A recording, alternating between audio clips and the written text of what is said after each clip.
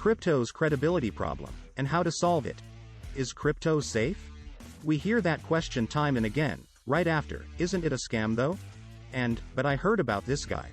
Some individuals, those who aren't deterred by damning headlines and well-publicized hacks, are willing to take the risk when the rewards could be so high.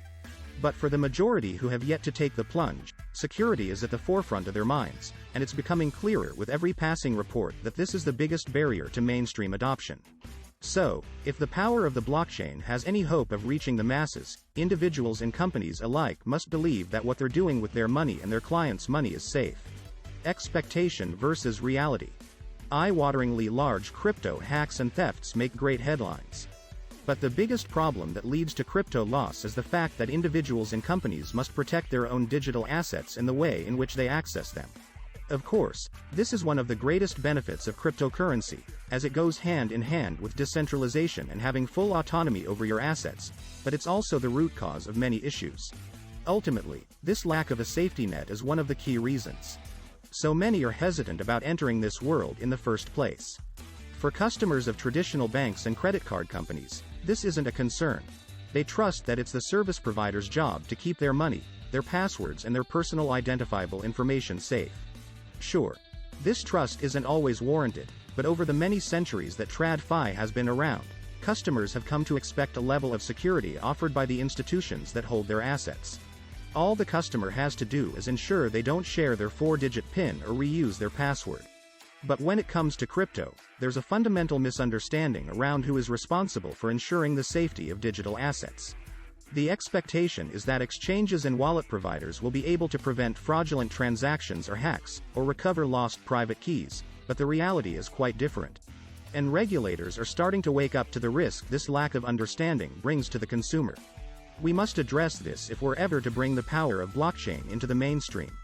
After all, writing down passwords and putting them in a desk drawer is no way to change the world's financial system. Closing the gap, while holding on to what makes crypto great. Investors want to be assured that if they get locked out of their wallets, they can get back in. Businesses want to know if a transaction looks fraudulent, it will be stopped. And regulators want to know that if things go south, consumers will be protected. We've seen a significant uptick in investors and institutions looking for crypto insurance, believing it to be a panacea of security they can control and that will settle their worried minds. In such a fledgling, misunderstood space, it feels like a simple solution to a complex problem. If there's a risk that your asset will be stolen or lost, put insurance in place so you can recover it. And for a very limited few, it's an option.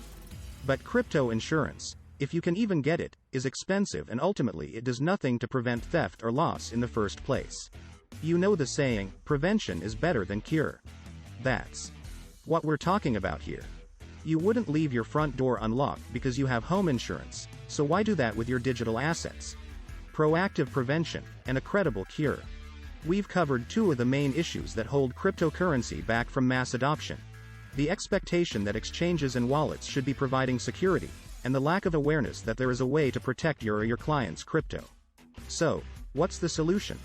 We say it's putting the focus on prevention, so end users get the best possible security while limiting the risk exposure of the businesses that enable them to participate in the blockchain. There should be two elements to this: theft prevention and disaster recovery.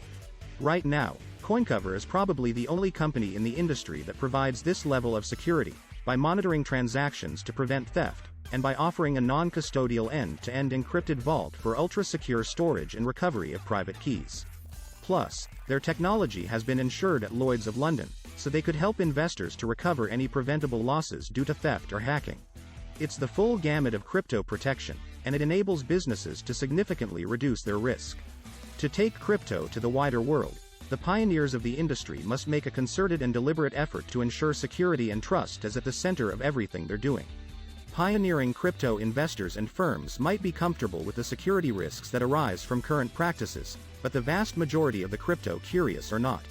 It's time we looked at the growth of crypto from their point of view and radically upgrade the security practices of the entire space. Proactive prevention, and a credible cure. We've blanketed of the primary troubles that maintain cryptocurrency again from mass adoption. The expectation that exchanges and wallets need to be providing protection, and the lack of understanding that there's a way to protect your or your customers' crypto.